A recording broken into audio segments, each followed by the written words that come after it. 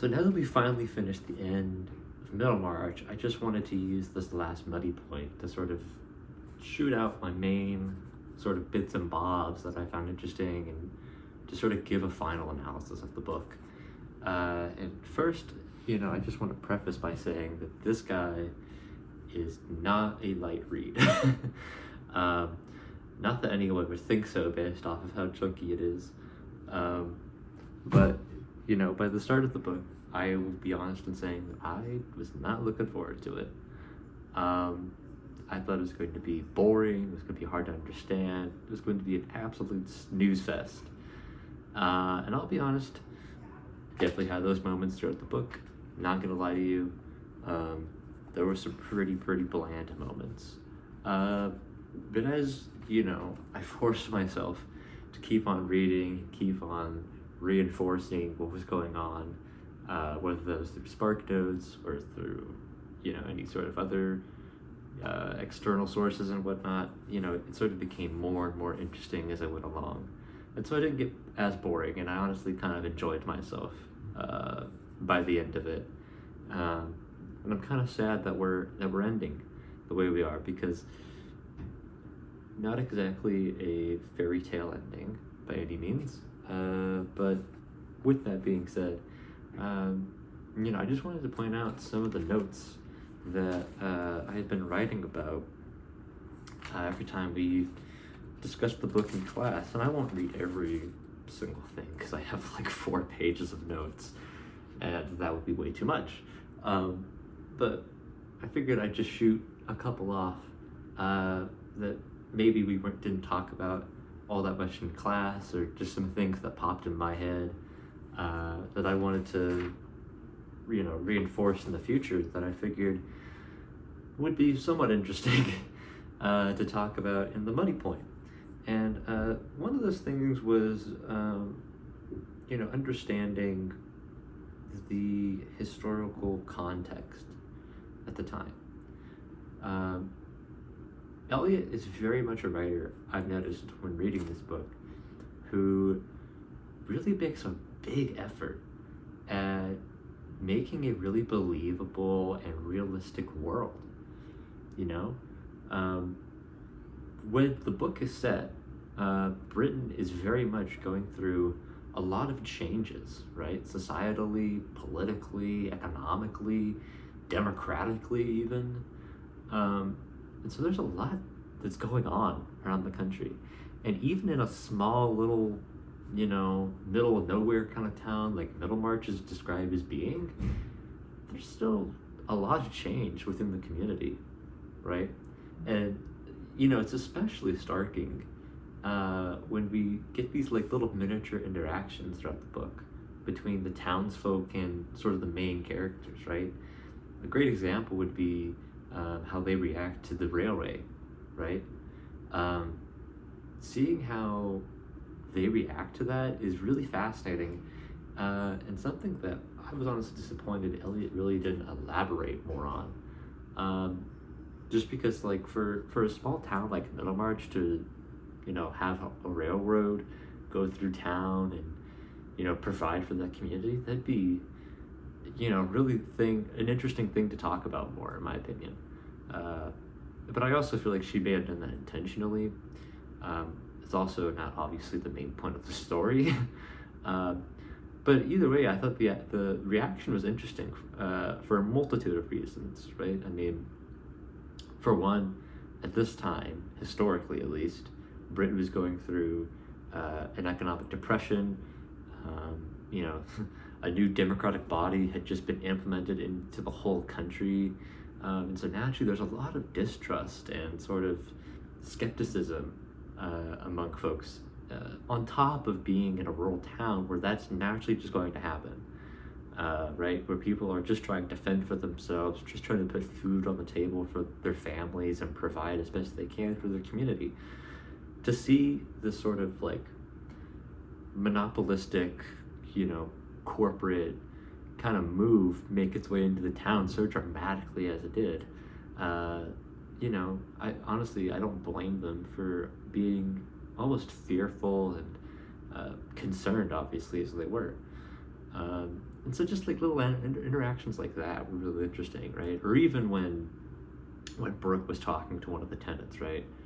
And just sort of seeing the negative reaction that he received from this tenant of, how their conditions were so poor and everything. It was really interesting to read about, just sort of an interesting contrast with the book, right?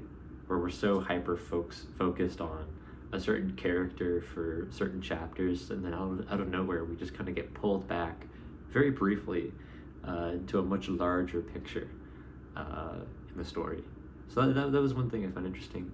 And another thing that I found interesting, and I wrote it down here, is just sort of understanding the religious tension as well, right, along with the economic and political, because at this time, the whole idea of religious tolerance, religious freedom, is still very much a new idea.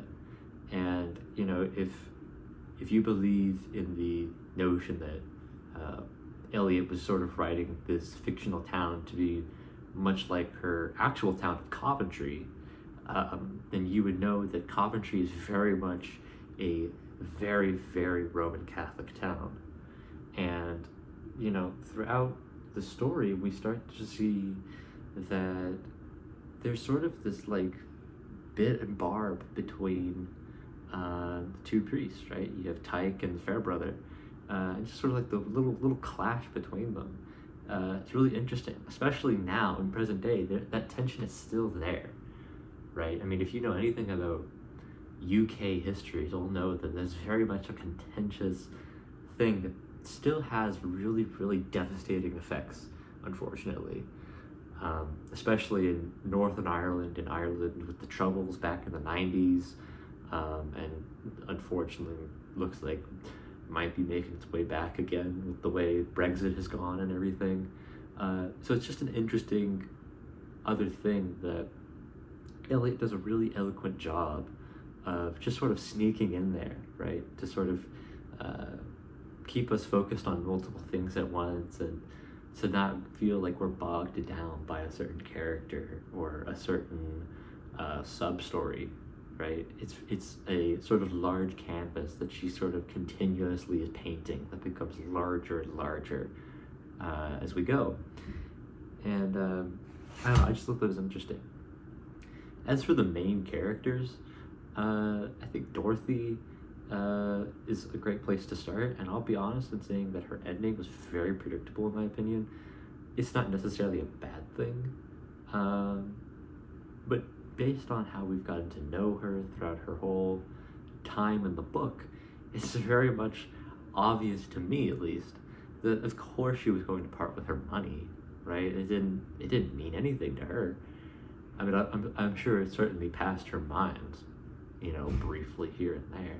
But at the end of the day, she is very much a person who has very high moral standards, right? And doesn't want money or any of sort of these other cultural and societal priorities to be as influential on her life as it is for others.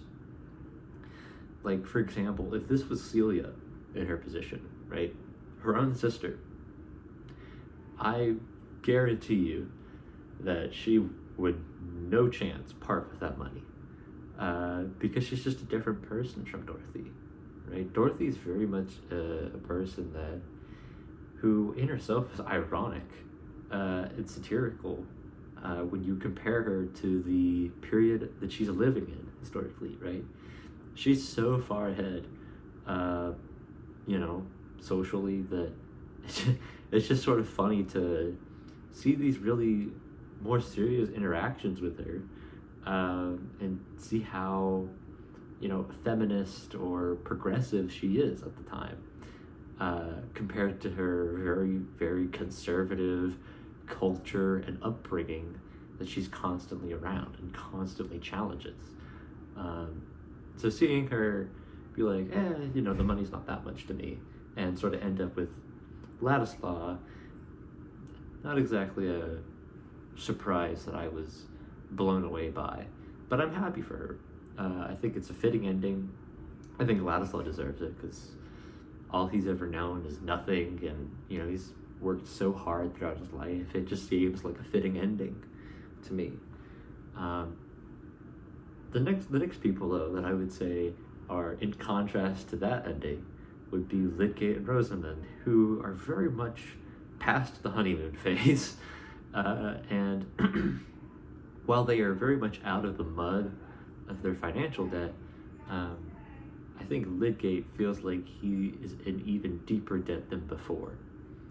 I think Lydgate is very much a character who has such a moral calling in his life that it sort of becomes his Achilles heel, right?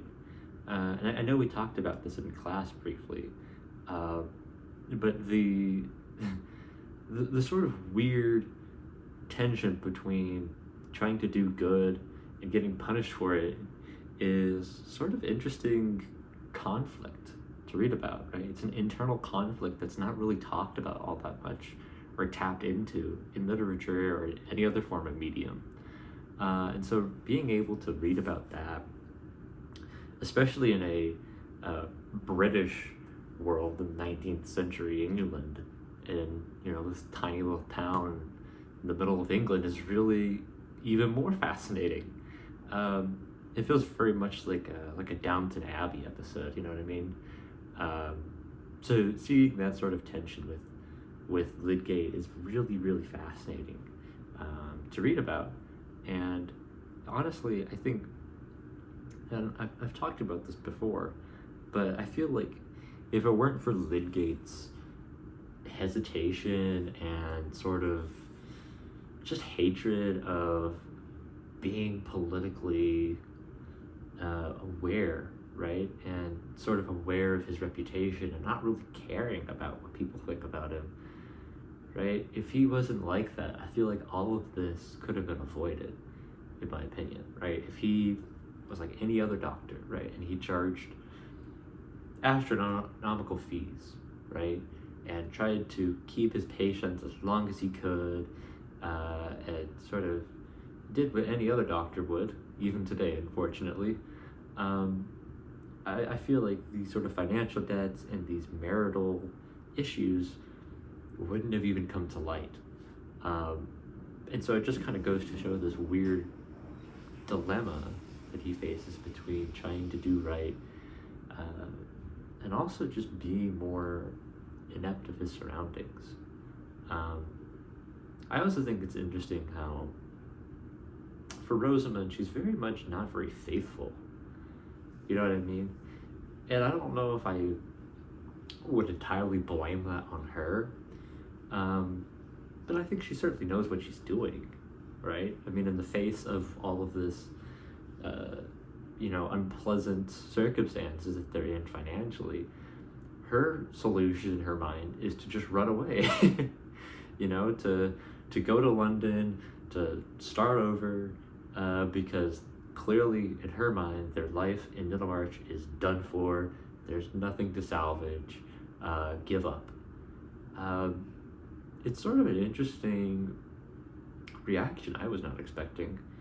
And I think, honestly, that could partly be due to, in my opinion, her immaturity. She's always been a character I suspected of that sort of trait. Even though she's like 19 or 20, if I'm not mistaken, she still very much has the sort of demeanor and behavior of a kid. You know what I mean? She hasn't really gone through any sort of hardship throughout her life. She's always been, in a very wealthy position in her life. She hasn't really worked, and as a result of that, she hasn't really grown as a person, right? By the end of this book, she feels very much like Brooke. And what I mean by that is that she feels very much like a flat character. She doesn't feel like she progresses or sort of matures as she goes. It sort of seems like it's just kind of like a flat surface that doesn't ever really rise or fall. It's just sort of stagnant. I don't know if that was intentional, or it was just something that I noticed or whatever, but that's just how I feel about her. And that's not meant to blame her in any way. I think Lydgate is also at fault for sort of rushing into this whole marriage to begin with. But it's just sort of an interesting sort of another thing to add on top of the, moral choice Lydgate is faced with, and subsequently the reader, right? Because another thing Eliot does is sort of ask us the questions that the actual characters are being asked, right? So that's another interesting thing that I like about Eliot. The next ones that I want to talk about are Fred and Mary. In my opinion, I don't really feel like they were really talked about all that much, and yet in my opinion, I thought they were some of the most interesting, memorable characters in the book, which is a real shame, you know what I mean? Because Fred really had a whole turnaround throughout this book. By the start, he was sort of like a frat guy, you know what I mean? He was sort of this desolate waste who didn't really care about others, who expected things to just kind of come to him, who didn't really want to work and just wanted to get drunk and party and, play billiards and stuff like that. Like, he didn't really have a whole lot going for him. And then by the end of the book, you see a completely different person. And honestly, great for him. It's sort of a testimony to sort of putting in effort when you have motivation, right? And clearly his motivation was Mary, right? I think if it wasn't for Mary, he'd be like Rosamund or Brooke, right? He would be just as flat and be as forgettable. And it's sort of a credit to Mary. She's almost sort of like an angel, sort of a halo on her head that Fred is just constantly chasing after. And even more interesting is seeing how Fairbrother, does this favor for Fred, right? Where he says, "Oh, can you go talk to Mary?" And Fairbrother, instead of using that opportunity for himself, takes the moral high path and does what Fred's asked. And so it's an interesting little tidbit that I thought was kind of interesting, and something that could be up for discussion. But I don't know, I was disappointed. I thought Mary deserved more time as a character. I felt like she wasn't necessarily an afterthought or was rushed, but I think it was someone that could have been tapped into more, in my opinion. Same with the Garth family, right? I mean, we only read about Mr. and Mrs. Garth for, God knows how many pages. Not many. So, I don't know. I thought they deserved a little bit more screen time, in my opinion. And finally, the last character that I want to talk about is Chettam and Celia. They, like Fred and Mary, are also not really talked about all that much, which again is kind of a shame because they weren't necessarily as interesting as Fred and Mary, but they still had a pretty big role to play, right? I mean, Celia is Dorothy's sister, right?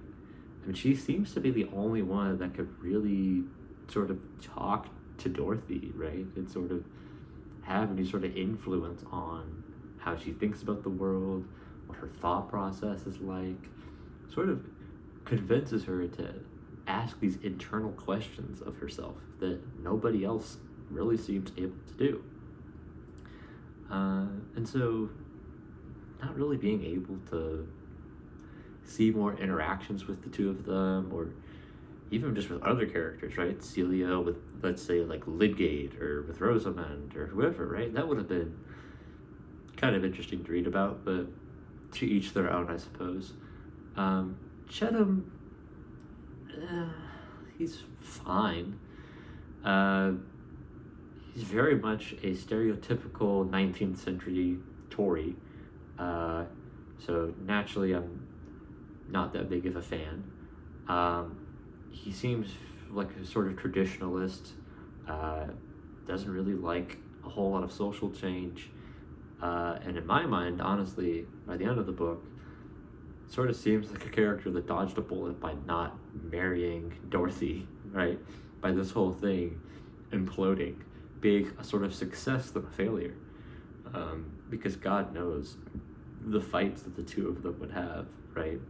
Between different moral beliefs and societal roles and whatnot. Like, I don't know, it would have been ugly in my opinion.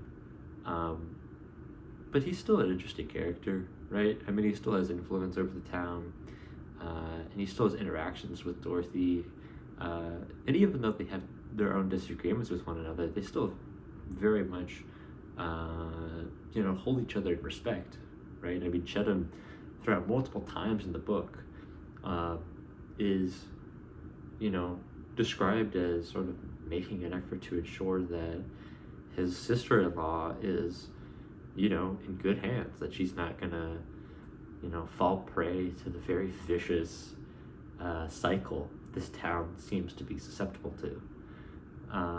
And so, I don't know, I thought that was an interesting sort of tug of war that Eliot, I think, eloquently wrote about.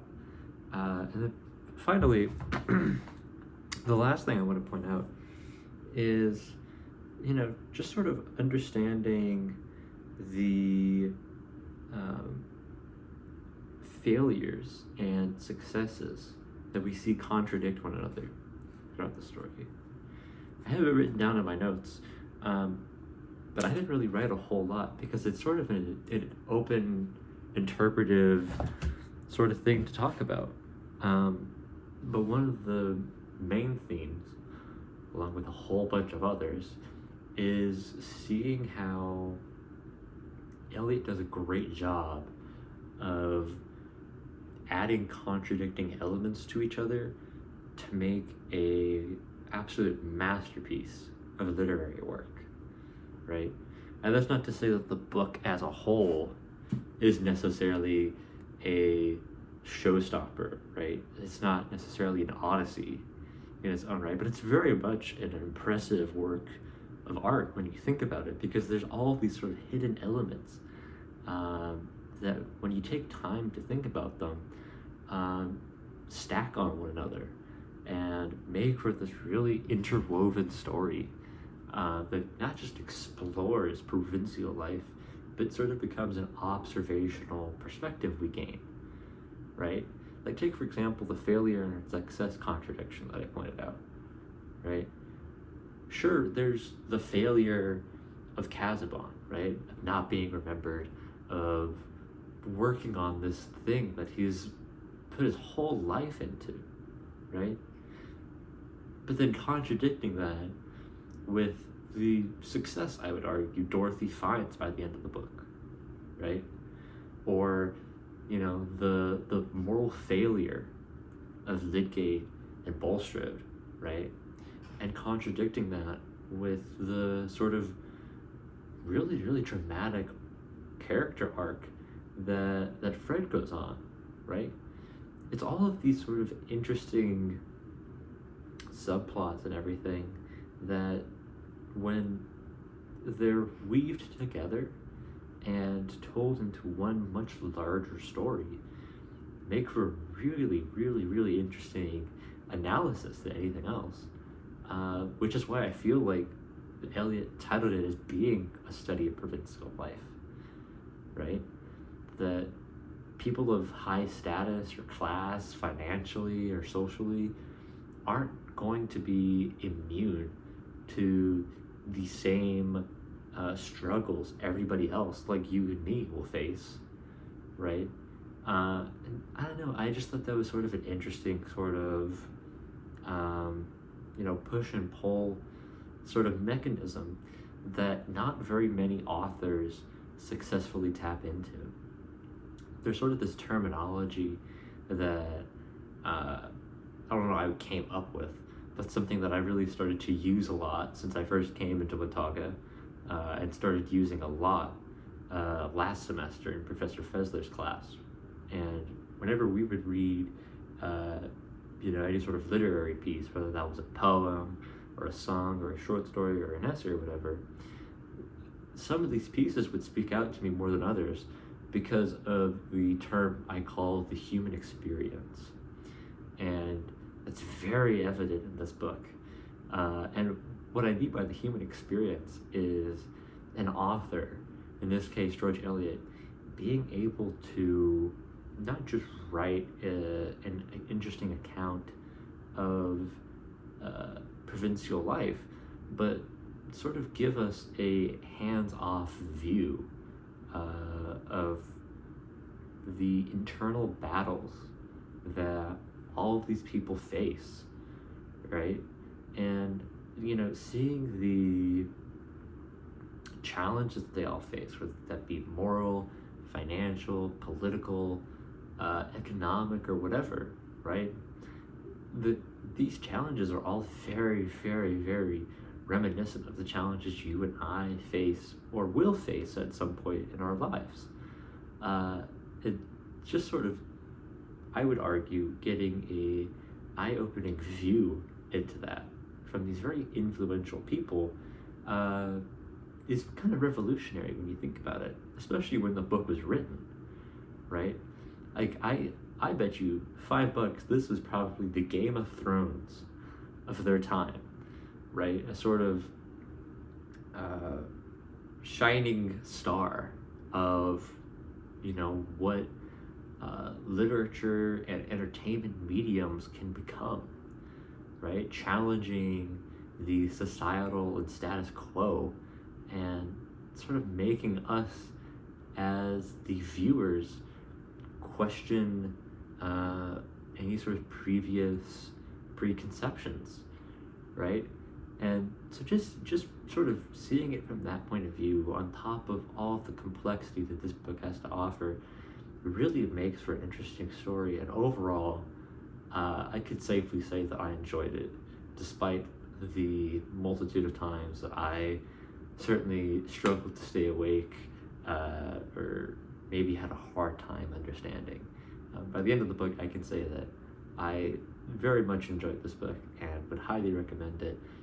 Definitely not as a light read, but more so as a long-term project to really kind of, bite your teeth into, right? And sort of see for yourself just how complex and sophisticated us humans can be in a very vicious society that still exists today as it did in Middlemarch.